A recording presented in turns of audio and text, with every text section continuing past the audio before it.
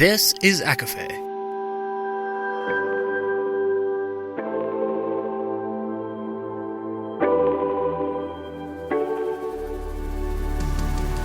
Laura Marie and Jessica Marie proudly present A Court of Fandoms and Exploration, a podcast.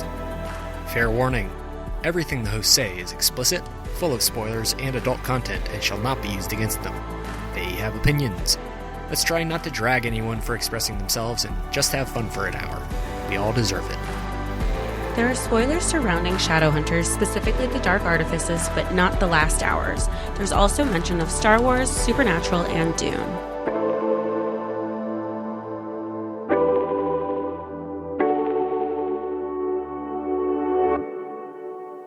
Everybody, and welcome to A Court of Fandoms and Exploration, your weekly deep dive into the YA literature and fandoms that we love.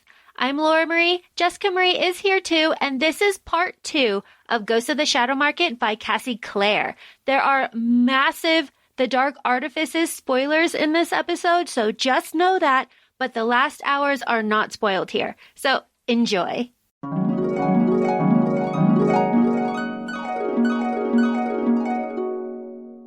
We're up to the 2000s. We're up to I'm going to say present day. With Son of the Dawn. Son of the Dawn is when we get Lily and Raphael, and we get Lily and her names. This is where we get Lily and her names. God bless Lily Chen. Well, and this is also where the Lightwoods, where Jace comes into the Lightwoods' lives. So this is still the Mortal Instruments. Yeah. And it's so good. Oh my gosh. It's just, I remember texting you. I was like, Jonathan, in my head, I was like, Jonathan Wayland, who the hell, why are they calling him Jonathan Wayland? Because it took me a minute. I go, because even in my notes, I was like, Jace. I was like, because we haven't referred to him as Jonathan for over a year now. Forever. Oh my gosh. So this chapter opens with Raphael, just coming up to Jem and at the Shadowmarket and saying, I can't go to the Institute. The Lightwoods are there. I know about the Lightwoods. Fuck them. I'm not comfortable there. I'm not comfortable with the circle. Jem, if you go with me, they'll believe you. But there's Yin Fen. The werewolves are bringing in Yin Fen, which is, we all know. And we have a mention of Ragnar here. We just love Ragnar so much. And then, Lily just keeps going with these fucking names. But in the Shadowmarket, we have another instance of the fairy woman with the dandelion fluff hair who keeps offering love potions, when her chicken feet stall. This is another instance, a reference, to Matthew. But yeah, Jace is on that boat. Well, and this is also, it's such a lovely story because you have this moment of Jace being on the boat. Jem knows. Does he know at this point about the Herondale connection? No, he doesn't. He's just talking to him about being welcomed into a new family, what it's like, because Jem himself lost his parents and was brought to the Institute and made friends and had his parabatai.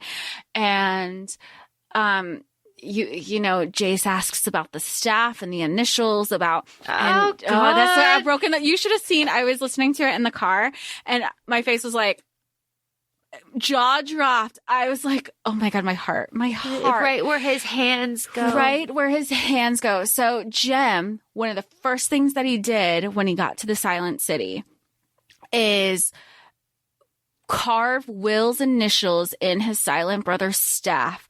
So that way, whenever he fought, Will and him would always be fighting together, because also we know this from Jem. We know Jem has always said he is a better fighter when he's with his parabatai. That's part of the parabatai bond. So he's giving a little bit of this background to Jace. And Jace is clearly, as guarded as he is, and as, the trauma that he's gone through, that we know he's gone through, he is looking for that connection. He wants that connection. He wants something there, because fast forward to the end of this chapter, he clearly went out hunting or something by himself. He's trying to stitch himself up in the kitchen.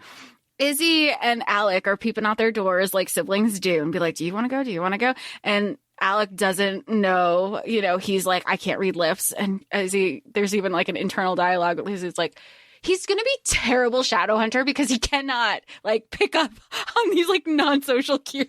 Love Isabel. Isabel Lightwood, always. And so Izzy's the first, she's like, well, fuck this. I'm going to do with this whatever I want anyway, because that is Isabel Lightwood, as we know. And she checks in on Jace in the kitchen.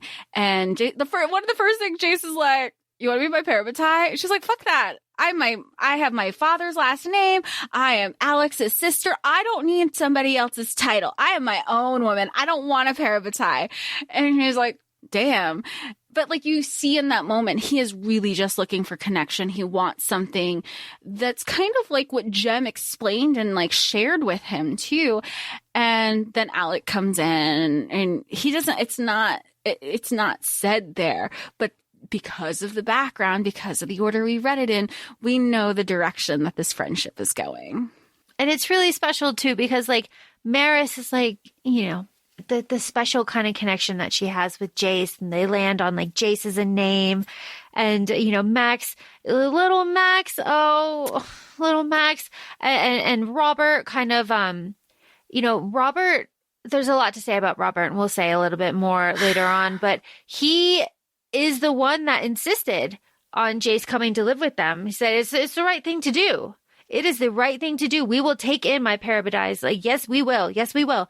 And Maris was the one that was like, temporary basis.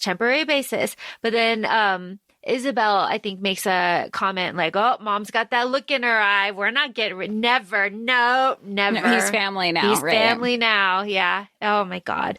I just love him so much. My note here is that Jem is actually becoming stone, but vows to keep the faith for Will because he saw a reflection of Will in Jace, which is like, But this is before he knows. Before. Yeah. So that is set in 2000. The next one we have in Land I Lost is set in New York in 2012. And I bet you this is your favorite, isn't it? I was thinking about which one's my favorite chapter because I knew you were going to ask this. This one, I was emotional, but I also said, this is the happiest I'm going to be in this book. Yeah. Because it is. And it was. It's all the good. It's clearly like the Dark Artifices novella, like, it's the longest chapter in this book, running at over 3 hours or something.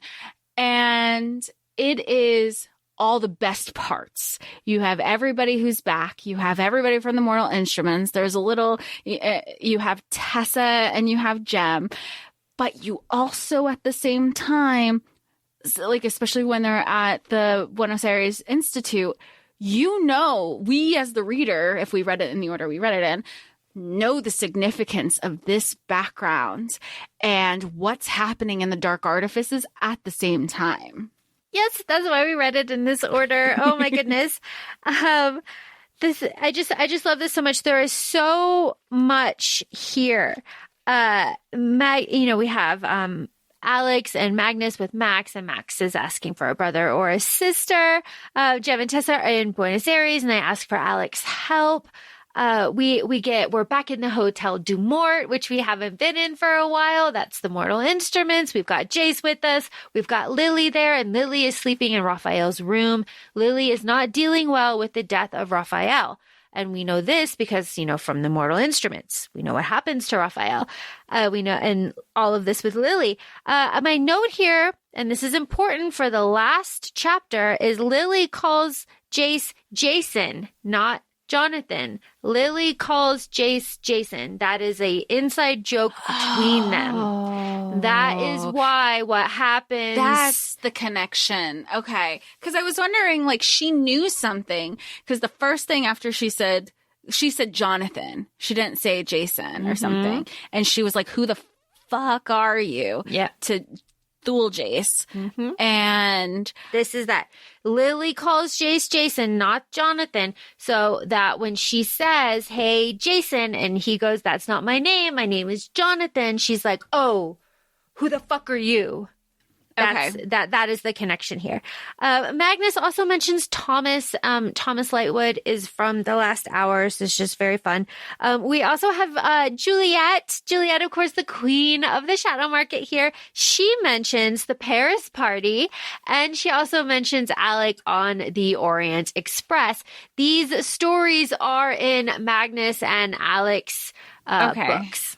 Because when she said, like, because they were talking about, because I guess they're not married. Yeah, because they're not married yet. So the Orient Express was just a trip that, like, you know, like not a honeymoon trip, but like a romantic vacation kind of couples trip that they took. Yes. Yes. Okay. Jem and Tessa need help in Buenos Aires. Alec doesn't speak Spanish, but he's trying, so he brings Lily to help him with Spanish. They get down to Buenos Aires. The Institute is corrupt. We know this. We know this Institute is corrupt. So they go to the Shadowmarket. They meet Juliet. They're friends. We're all friends here. And then Jem and Tessa meet up with Alec and Lily, and they meet a little Shadowhunter boy. Raphael. Well, Raphael. Okay. So we know that there are children being abandoned because women are being kidnapped and trafficked by the mercenary Shadowhunters. That's what Alec calls them. We have to remember from a timeline wise that there is an alliance between the Shadowhunters and the Downworlders, and Alec is kind of the head of that alliance. So that's why they're like, he's kind of the best person to have here. There's a ton of children. The reason that this little child stands out is because he shares the name of Raphael, our past vampire who Lily perked up. She heard his name being called. And that was kind of what drew her to little baby Rafe. And he kind of has the same attitude and the same kind of like look to him as Raphael too. So she's very taken with him. And of course we learn Lily's background here. What happened to her in 1885, Hong Kong. She was a slave. She is half Japanese and half Chinese. She went to the House of the Eternal Pearl because they kept vampires in the basement. She made a deal with the vampires to turn her, and she would let them all out. She lied. She burned them all down. She burned the house down. So that's what happened to Lily. She is not a jazz baby like she says. That is like her lie that she says that she was turned and she says only two people. We find out that only 2 people or 3 people know this. It's Raphael, who never like questioned anything, who kind of just came out. Magnus, she's like, he knows something, but he doesn't know everything. But these are the 2 people. And now the third person she told the full story to is Alec. Yes. And then Lily tells Alec to go talk to the dandelion fluff lady. She will have some information about the lost Herondales. So then it is from Tessa and Jem that Alec learns all about the last Herondales, and we have a mention of Rosemary here too. And then later on, we have a mention of 1903, and that's Cordelia. Oh my goodness. Cordelia Carstairs. Yeah. That's all I... Yeah, it was like, that's our girl. And then we have Lily talking about her time with Camille too. And how Camille, was, from the Mortal Instruments, and how she was like in charge, and then Raphael, and how he kind of like manipulated everything to like get in charge. We love Raphael. And I love it. It was like, of course he still got his way anyway. He got his way anyway. It was like, whatever. It was totally fine. I love the subtle exploration of Lily's grief here. It's just like really well done, and not something that it didn't have to be done. Like, this did not need to be addressed, and it was, and it's quite lovely. And then we have here now Mother Hawthorne. We have a name for this fairy lady with the dandelion fluff hair and the chicken leg stall. And she talks about Oraline, and how she was the nursemaid to Oraline, who was the Seelie Queen and Unseelie King's daughter. I completely forgot about that. So Mother Hawthorne, who has a grudge against the Herondales, who poisoned Matthew, because she knew he was parabatai, all of that. Yeah, the connection with the Herondales. It wasn't just like a one-off situation. Yeah. She's like down with all the Herondales. Right, okay. It went back to this with Oraline. And raising Oraline, and like she was the first heir and she loved her and Oraline, but then Oraline, escaped, all of that. And she went off with Roland. And because of that, and Roland, who was the lost Herondale, and then because of that, she hated the Herondales, and that's how all of that started going. So that's the ball that started. It's like a whole sins of the father. Exactly. And then it's just, exactly. And then this story ends with Alec and Magnus adopting, or declaring that they're going to adopt Rafe officially, and it's just really lovely and a great chapter. I love they're so sweet. They're so good. And like also to know how far they've come even within their communication with each other from where we were in the Mortal Instruments, because how many times I was like, oh my God, just get back together. How just like the growth they've done as a couple, a growth that you've seen in the communication. And then they've also, both of them wanted to respect each other's boundaries with not being presumptuous, to be like, he's like, so let me explain. He's like, you don't have to explain. You left, and 24 hours later, we have a kid. Like, he's like, but I wanted to talk to you about it. And he's like, what is there to talk about? He is our kid when It's like if you adopt pets, you can go, like, there are pets that are just like, wait, this is mine. This is my pet.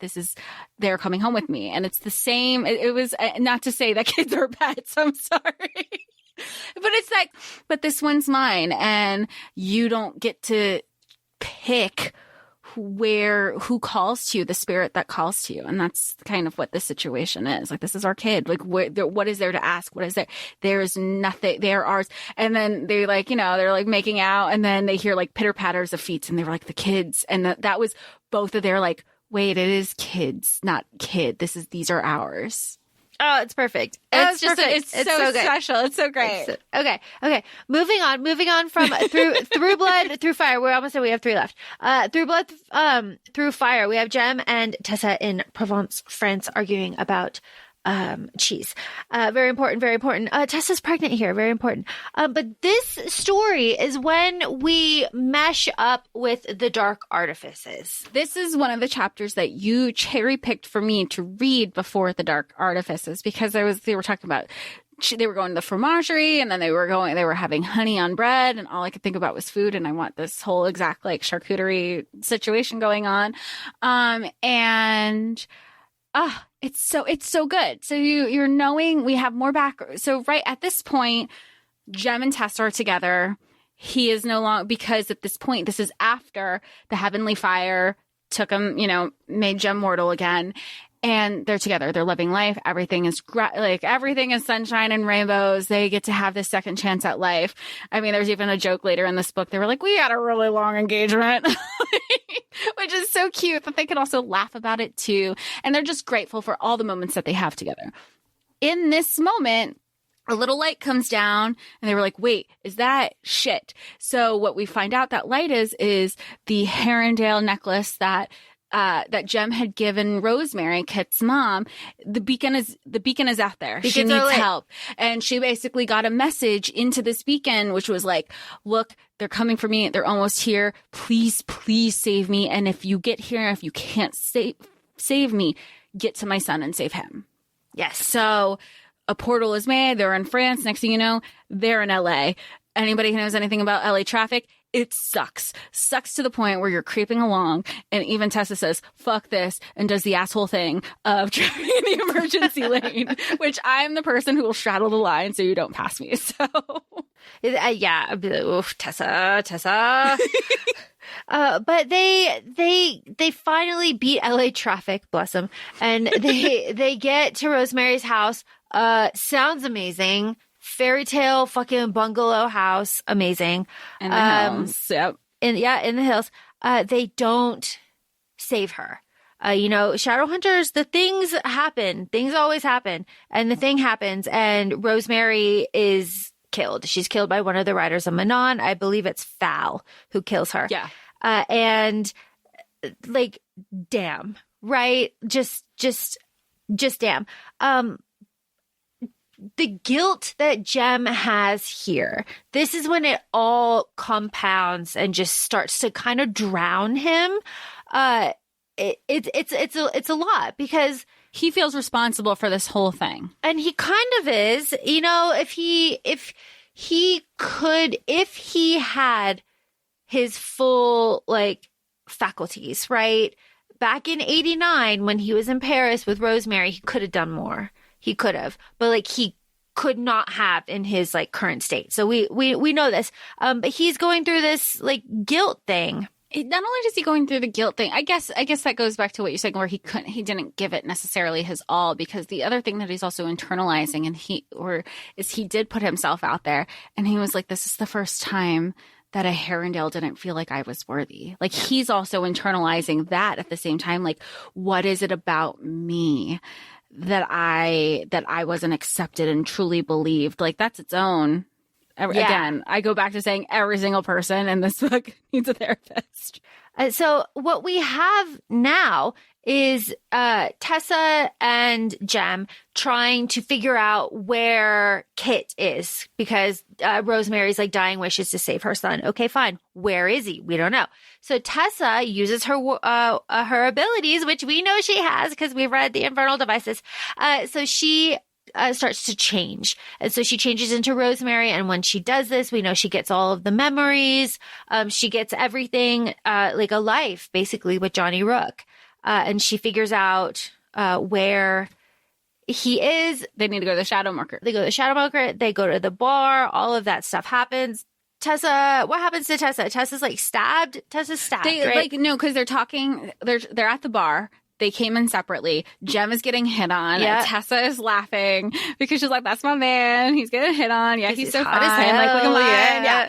And so, but at the same time, she's getting like information from the bartender, because the bartender's like, you look familiar. And she's like, in what way? But then they're asking Tessa, you look like a girl who ran out on this guy and his kid. And she's like, well, where would I find a guy? If I was this person, like, where would somebody like her find him? And at this point, like, then you just hear, like, basically life stops. They see a dagger thrown. It's Fal from the army of Manon, the fairy. And he doesn't know that it's a Shadowhunter. He doesn't know that it's Tessa. He goes, and this time stay dead, because he assumed, she was dead.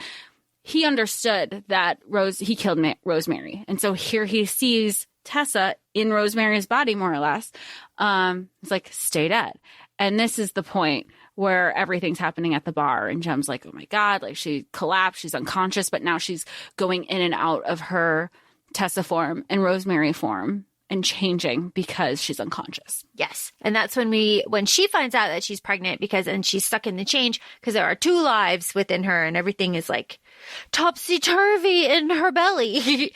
But she gets out of the change, and she knows everything. She figures out what's going on, and they know where Johnny Rook is. So they go to Johnny Rook's house, and this is when it fully melds with the Dark Artifices, because Johnny Rook is dead when they storm in. So like Emma and Kit are already fighting the Mantis demons when Jem and Tessa kick down the door to help them. And that is like full circle now with the Dark Artifices.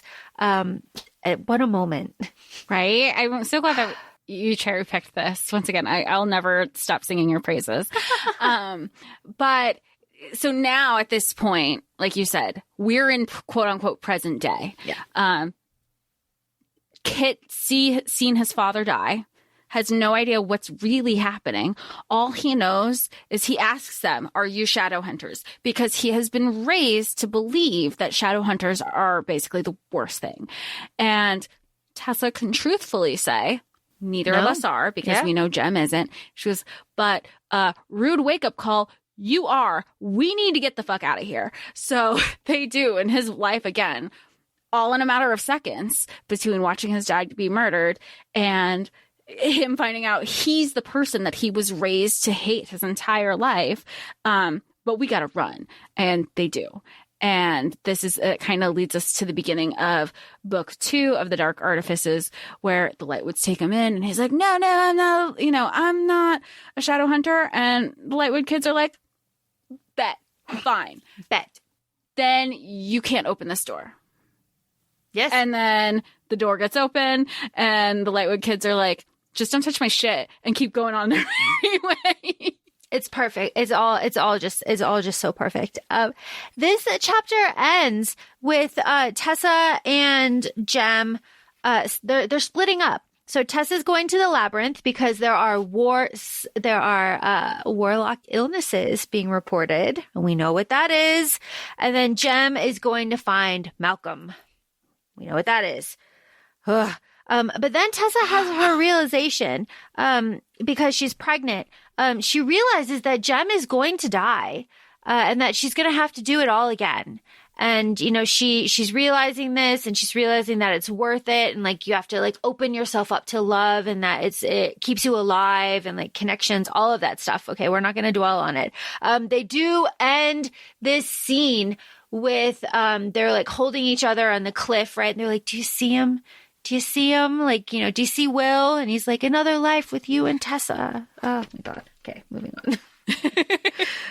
So that's where I ended. That was the cherry picking chapters that I had read from this book before we went back into the Dark Artifices. Yes, these were a hard no. Yeah, because I was really going to just read them from start to finish. And Laura was like, no. Because especially if you're in an audiobook, you kind of just press play and keep going. Could not do that. No. So I was like, do I start? She was like, no. They're adamantly do not even go into the first words of the next chapter. It's like, okay. Why is that? Because the next chapter, The Lost World, is all about Livy. Not just about Livy, but everything with Livy's ghost. And this is after, chronologically, the Dark Artifices 3. Yes. So everything, I would have been like, huh? What? Like, completely gutted. Yeah. And this would have spoiled so much that is going on. Yeah. So much. Okay. So yes, this is The Lost World. This is set in 2013. This is 6 months. So like Ty has been at the Scholomance now for 6 months. You have got to read the Dark Artifices before you even have any inkling of what is going on in this story and the next story. So I do want to point out that another date here, 1904, there is an inscription that says, I didn't choose this life. That is just something I'm pointing out. Livy tied to Ty as a ghost is the fucking saddest thing. And like, it is so fucking sad. I just, oh my God. Well, and even Magnus says, and this is just some things that we know from like watching Supernatural, is that if there is a connection to a spirit to the world, it's usually to like an inanimate object. But this is the first time that Magnus, in all of his time of being a warlock, has heard of a spirit being attached to a living being. So there's a lot of experiments going on. Ty has a little journal to be like, did you make it to the kitchen? Or like, how far can you be before our ties feel like too weak? Or they even say it feels like a stretch, like elastic, with their tether between each other. So they're testing their own, they're doing their own scientific experiment, more or less, to understand, because this is a first time and they're trying to understand their relationship with each other now. And at the same time, it's just so sad and heartbreaking because, and he even says it too later in the chapter, he's like, I am so sorry that I did this to you. And he's ashamed in himself. He goes, he even chucked his phone into the ocean so he doesn't have access to the pictures, because I appreciate that self-awareness of the constant need of trying to fix the mistake. Because as we know, especially with magic, the more you try to fix something that's already screwed up, it just kind of gets worse and worse and worse. And he was even aware of that, knowing himself, to think, well, I messed this up already. Maybe there's something in here that I can fix this other thing, which, as we know, it wouldn't have been possible because this thing had never existed until now. Oh, Ty. One of the experiments that they're doing is they're having Livy go to the lake, right? Because there's a lot of like myths about the lake and you know, the lake can show you your future. And the thing with Livy is that Livy goes all the way to like the bottom, like the deep part of the lake. And she's like looking for her future and it's just nothingness because she is a ghost. And kind of the way that this is narrated, it's a very kind of like a hollow kind of feeling. At least when I listen to it, I feel kind of like the loneliness that Livy must feel, like the isolation, and like they describe the coldness a lot. You know, they're in the Scolomancer in the Carpathian Mountains. It's freezing. So it is just, this is a very special chapter that you will never appreciate if you don't read the Dark Artifices. So like, okay, because we get some plot here.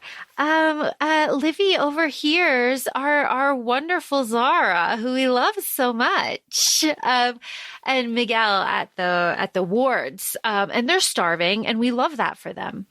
And we know this because it's even reminded, as a reader, you're even reminded at the beginning of this chapter, because there is dialogue between the Lightwoods, because there's this conversation happening in the kitchen that Livy overhears, and she's also kind of makes a comment like, nobody realizes I'm here. They're just going about their lives. And they're asking about like, oh, they're probably starving, whatever.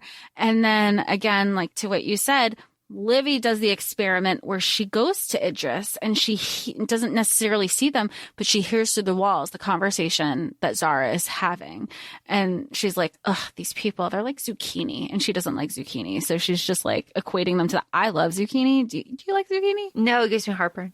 Oh, that's interesting. Yeah. I didn't know that was like a vegetable that could do that. I don't think it is. I think it's just me. It's okay. I'm allergic to kiwi. That makes sense. But so she's doing this. Kiwi is in the same family as mango, which is in the same family as poison ivy. Huh. But I love mango. I'm fine with mango. But I know it's different. Citruses are different too. So we have Livy overhearing this conversation, and what she's also overhearing, aside from them, these people that she does not like, is that they know stuff that's happening in the world today. They're not having conversations of like, back in the day, I remember. No, they're having conversations of seeing where Emma is on a beach somewhere. And at this point, because we know at the end of the Dark Artifices, Emma and Julian are taking their gap year. Yeah, their travel year. We know that they're together. So they're somehow, whether it's magic and I guess we really don't know right now until we read the Blackthorn Manor, because the next books that are coming out are The Last Hours, which are based in the past, and we don't have the Wicked Powers, which isn't even out yet or even picked up for publishing from a publisher. So like we're kind of in limbo with that information. But we know that there is additional plot.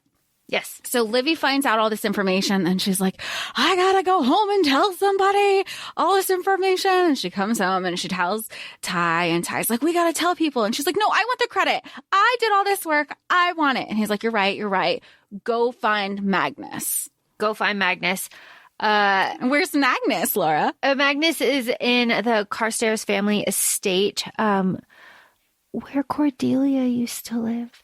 And yeah. And Magnus is there because Tessa is in labor. But before Livy goes to Magnus, she's like trying to get there. So she's like trying to vision how to get there. And she keeps like popping up in front of the lake, which is like very scary to me for some reason. But then she pops to LA and she's like trying to get people to notice her in LA. And she like makes plates fall and she blows out all the windows in LA because she gets like really angry because the more distance between her and Ty, the more she kind of goes into like a ghost fugue state. Yeah, I think exactly that. And she's just like, fuck all of this. And she's just like pure anger and just like.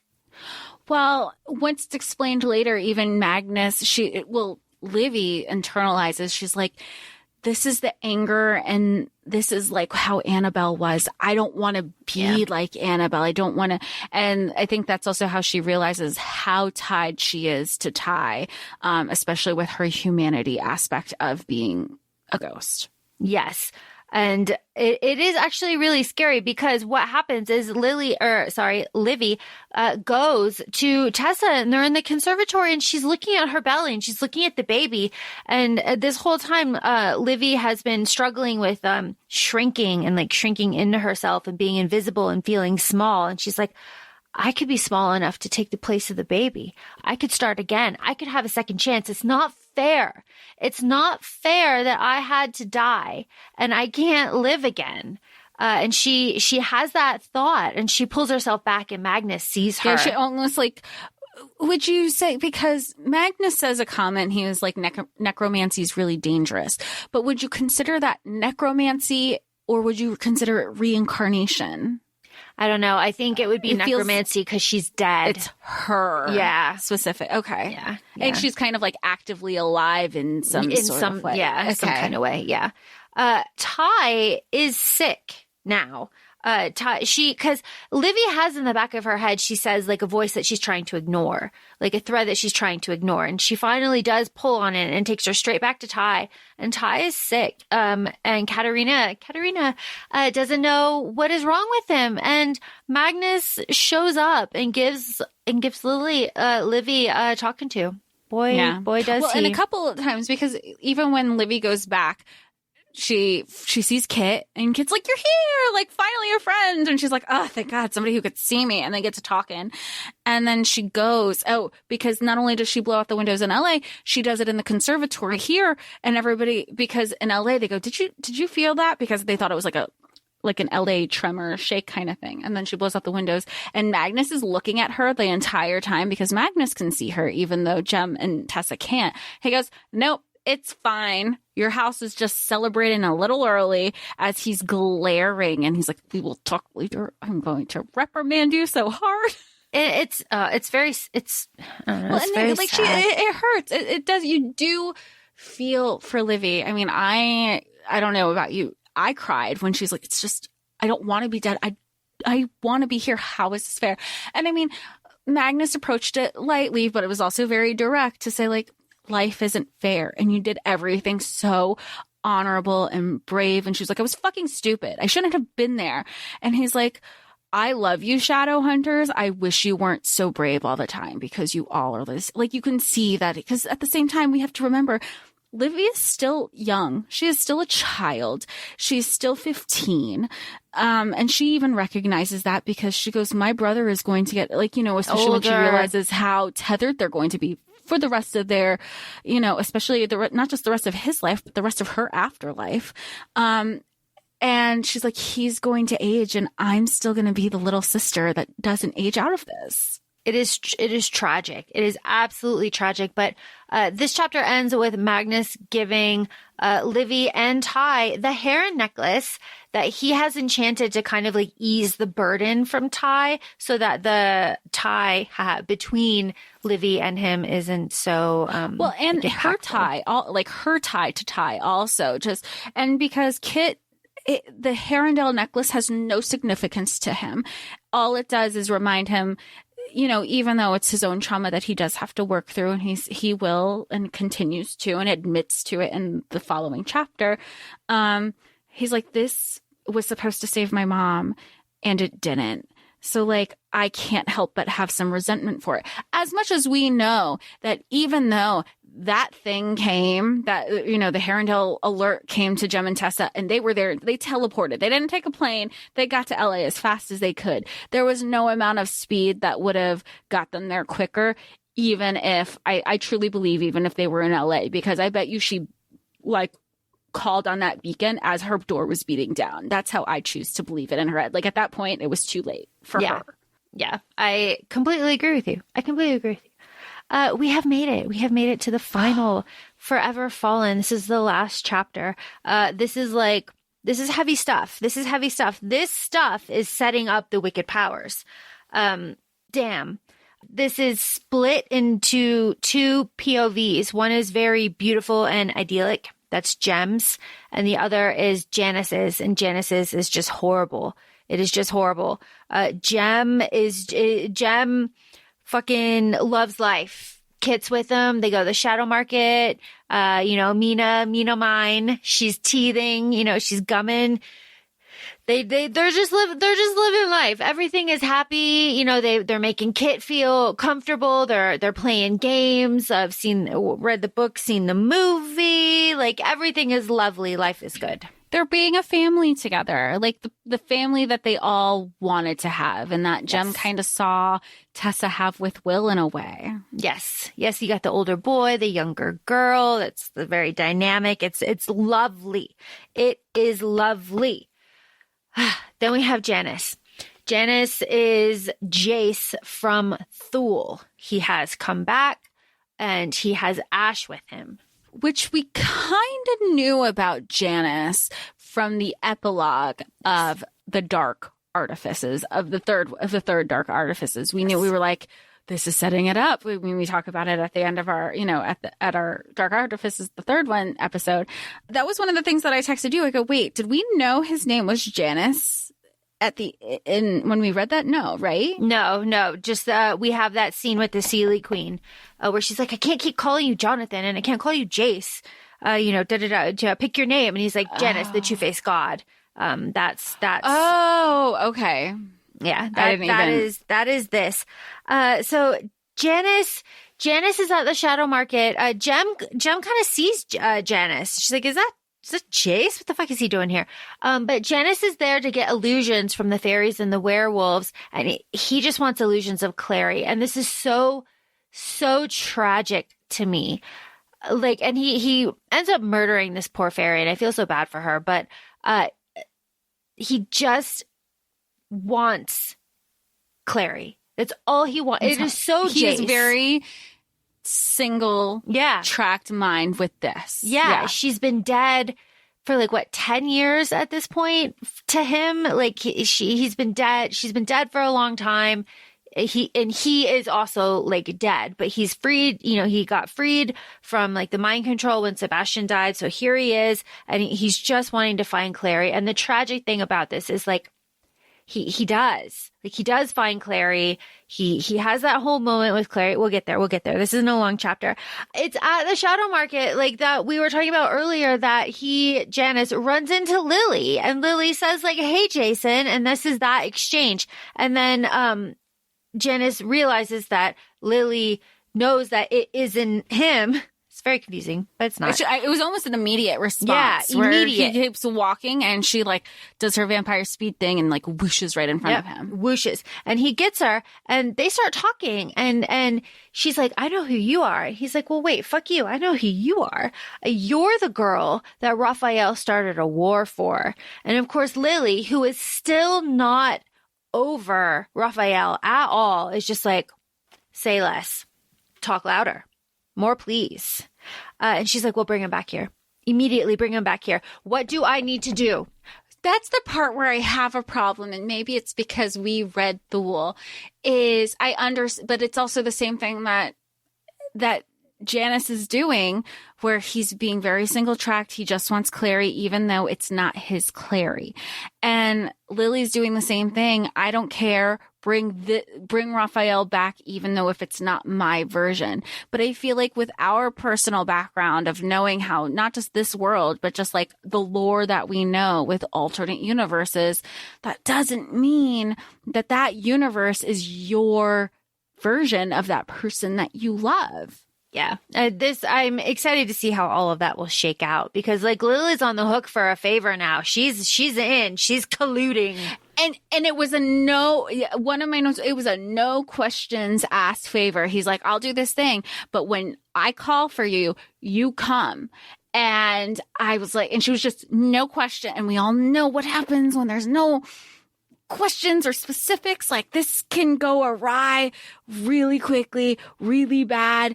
And if there's anything that I've learned from Cassandra Clare, she leaves no stone unturned at some point. Like, this will be brought back, because this is, to have this so open-ended, I'd have so many questions. We're almost done. So Ash is here in like a little fairy house, with Janice, and they live there together. And Ash has, we get some information about Ash, right? So Ash knows he's got the loyalty spell on him. He knows that the Dark Artifices like did things to him. We know that Ash has wings now. We know all of this. Thule brought out all of his powers and stuff. And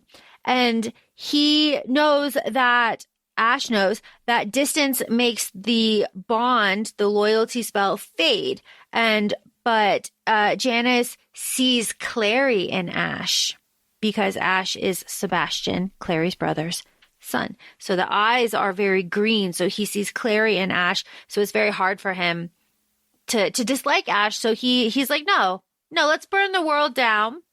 And you can have it. It's fine. Because Janice has struck a deal with the Fairy Queen, a new deal, because Janice spied all day on his friends. And he realizes that he cannot take Jace's place. He cannot swap with Jace and have Clary and live at the Institute and have Alec and Magnus. It won't work. Because, he said, like, even in the moments that he was with Clary, he's like, she already knows. She's going to figure it out.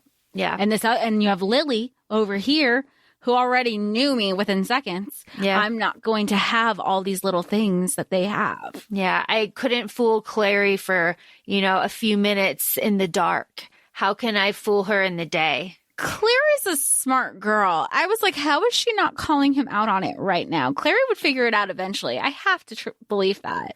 I have to think that Clary got into the car with Simon and left, and immediately it was like, that's not. Yeah. It just like called yourself. Her Jace.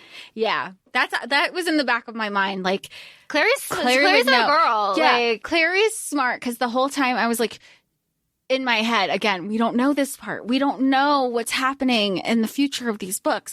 But I was along the same lines. Like, she's playing it cool, because she's in, like, same thing like we would do as women. We are in fight or flight mode. Yeah. I am in survivor mode. I need to keep up the jest till I am in a safe. Secure area. Yep.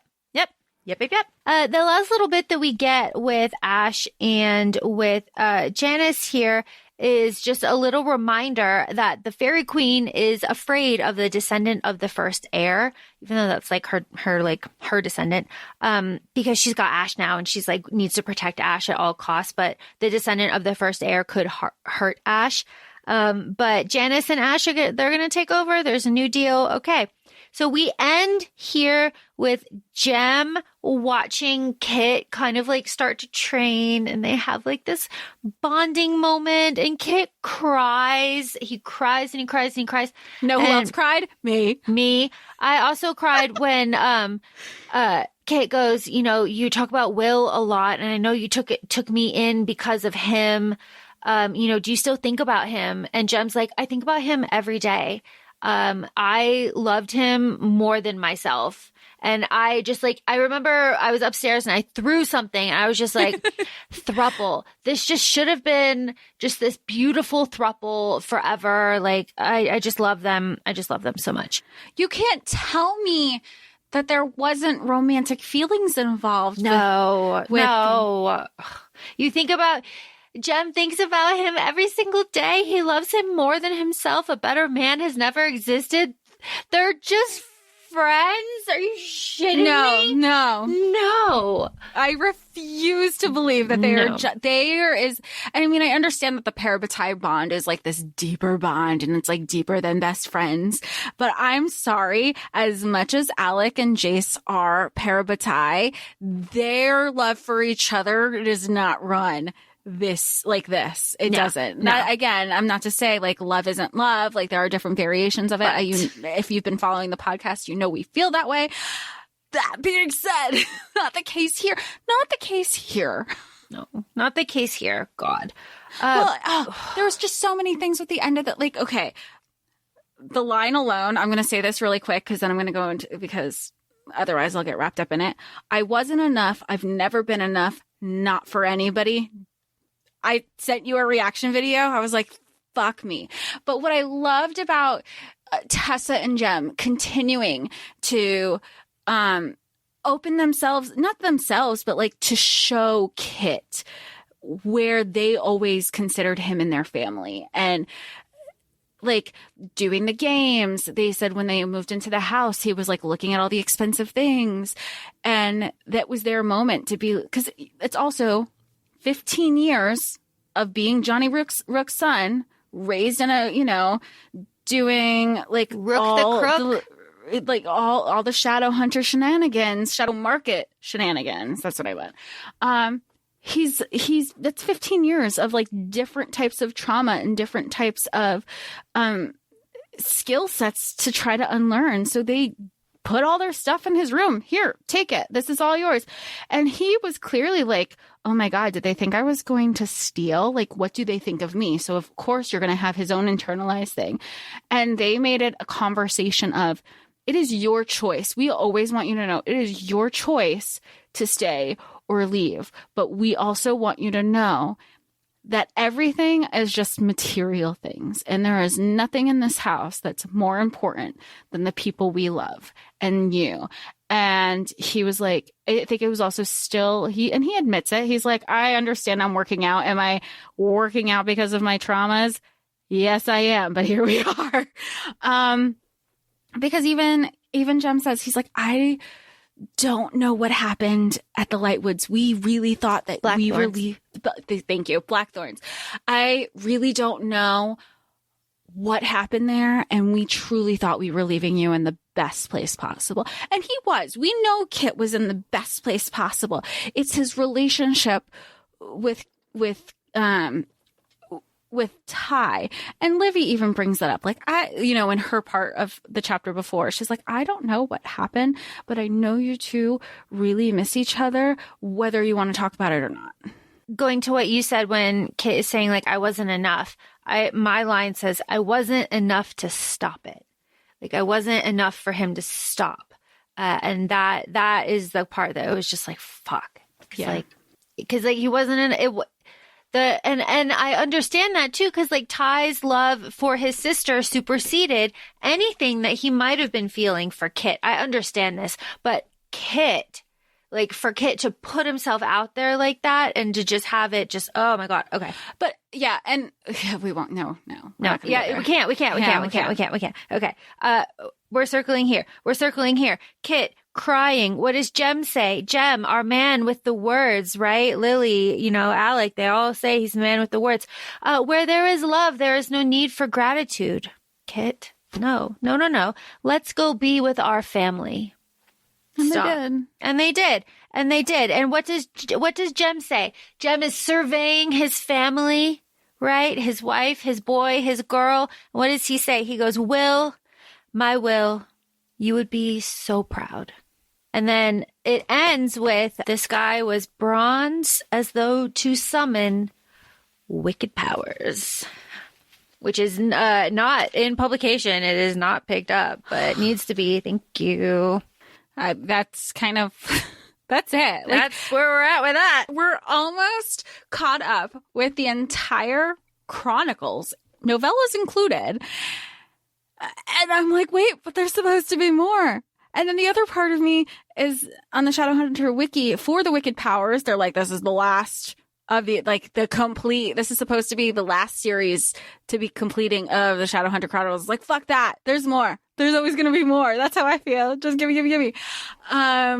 This is why the Star Wars fandom has been going on since the 1960s, 70s, and the Dune fandom even longer. So like, give me more, Cassie Clare, please. I mean, and considering there's other authors that are co-writing with her, could be possible. I don't know. I'm really trying to manifest this. It's like, more please. Jess, did you ever think that you would be in a situation where you'd be like, more please, Shadowhunters? No, but I also think that about a lot of things. I never think I'm going to be in a certain situation. But if you've been following the podcast, you know that with Laura and I can never like something halfway. Oh, yeah. So all here we are. I have 2 questions for you. Mm-hmm. And you can answer in whatever order you want. Favorite chapter and favorite gem nickname, because I have a list that we heard in this book, but it's not the full list. But I think we should definitely have this episode end on a lighter note. Otherwise, we'll both be in a 2-hour therapy session tomorrow. Yes. Okay. My favorite chapter would be Land I Lost. Alex chapter. That's just my favorite chapter. I just really like it. It's funny. You get background. You get Jem and Tessa. You get a little spicy scene with them. You get everything that you didn't know you needed. Plus all of the characters from everybody that you love is kind of mentioned in and out there. So I really, really, really enjoy that. And my favorite nickname for Brother Zachariah. I wrote down some of the names that were just in this book. I feel like there's more in other books. No? There's a lot of them in this one. My favorite is Brother Lip-smack-ariah. With a close second being a Brother Let-him-see-my-rack-ariah. That was not in this one. And Brother Beast with 2 backs needs a love charm-ariah. Yes. These are all good. Brother Lip-smack-ariah, I think, is my favorite one. Yeah. What's yours? Well, I was just looking at the list from this book. The one that I would say personally is the rack-ariah, just because we know I'm heavier chested. I don't know if it's my favorite one, but I love when she's like, get me in a peanut butter and gem sandwich, or when Lily is saying I don't know why Tessa is upset. She gets to go to the gymnasium anytime she wants. And I love that Tessa is eating this all up, and both Alec and Jem are like, oh my God, she needs to stop. And Lily's like, I got more. They just come to me. You want to hear? And Tessa's like, yes. And then she even uses it in the bedroom. Jem is like, no, have we started? It's amazing. It is absolutely amazing. So, it's the light humor that's needed amongst the tragedy and the sadness that comes with these characters. And make no mistake, this book is tragic. It is lovely. There are shining moments of pure joy, but it is also very, very sad. But Brother Lip-smack-ariah is gorgeous. We love Jem. Jem knows, what is it? Your voice is the favorite song of my heart. Stop, Jem. Stop it. This has run long. If you are still with us, thank you. We appreciate you. We just really love Shadowhunters. If you have made it this far, please comment what your favorite nickname for Brother Zachariah is. I would love to know. Yes, please. There's so many. And you know what? We'll up the ante. If you have a new nickname that you haven't read, please add that to the tally, because I think that would be just as fun too. Absolutely. Please let us know. So please also feel free to follow us on Instagram. We're at ACOFAE Podcast. We're also both on TikTok, ACOFAE Laura and ACOFAE Jessica. And if you feel so kind to leave a positive review on whatever social listening platforms you listen to us to, that would be greatly appreciated. Talk to y'all soon. And thanks for joining. Bye. Bye.